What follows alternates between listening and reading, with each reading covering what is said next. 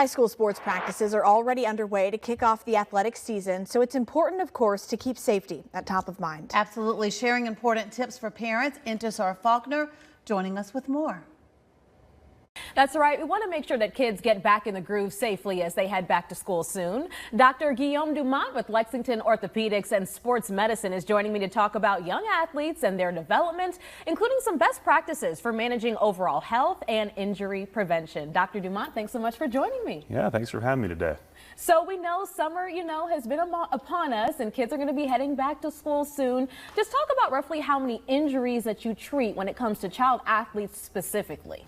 Yeah, so we see a lot of injuries in young people, and part of that is just because those are the people that are playing sports. Those are the people that are playing soccer, football.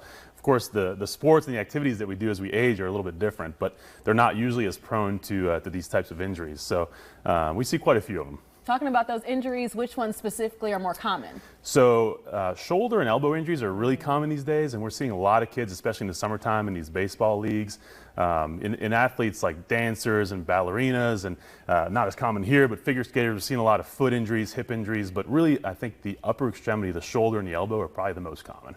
Well, why do you say, doctor, that kids would be more at risk for certain injuries or more prone? Yeah, so kids are not just small adults. They're built differently a little bit. They're still developing. Their bones aren't quite finished growing, so they're actually a little bit different. They have growth plates that are not fully closed, which means that basically makes a point of weakness. So when an injury happens, the bone can break through the growth plate. It can get strained through the growth plate.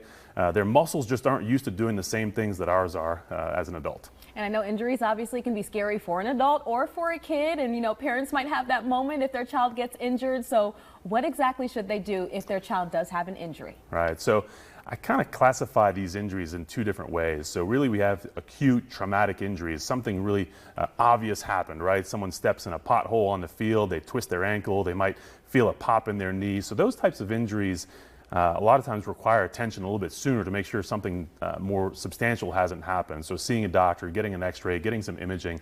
The other type of injury we're seeing a lot of is just overuse injury or repetitive use injuries. And those are a lot of times like those throwing athletes, the baseball player. They're throwing a lot more balls now than they used to 20 years ago because they're playing in leagues all year round. And so the elbow gets strained. They're not necessarily going to feel a pop or have something that happens that they can remember, but over time they feel the pain on the inside of their elbow or their shoulder might start hurting.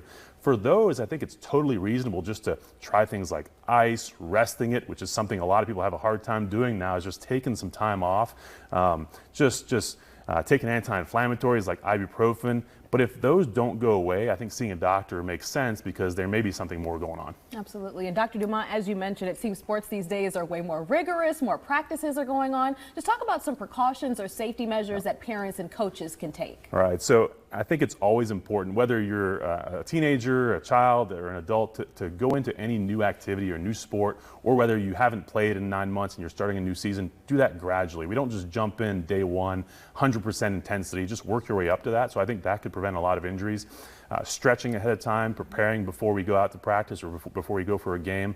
And we really can't underscore the importance of nutrition and hydration enough, especially right now. We're seeing 95-degree, 100-degree days out there. If we're playing sports out there, you're going to get dehydrated. So being properly nourished, hydrated really makes a big difference. Absolutely. Nutrition, hydration is also key. Lastly here, Dr. Dumont, just talk about sports physicals. I know as people head back to school, that might be something that parents need to get underway. So what are some tips you can give on that? Sure. So kids, teenagers, everyone feels invincible, right? So I think that we kind of sometimes put that by the wayside, thinking we can just go play sports and not make sure that something's not wrong, or we think everything's okay.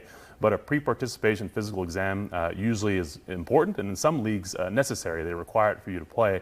And the basics of that is just seeing a doctor that will look you over, do a physical exam, make sure that all the joints are working properly, there's no pain anywhere, listen to a patient's heart, listen to their lungs, make sure that everything's going to be safe to go into that season. Absolutely. Dr. Dumont, thank you so much for all these great safety tips. And we will have all this information linked with this story. Just head to our website, wistv.com/healthu.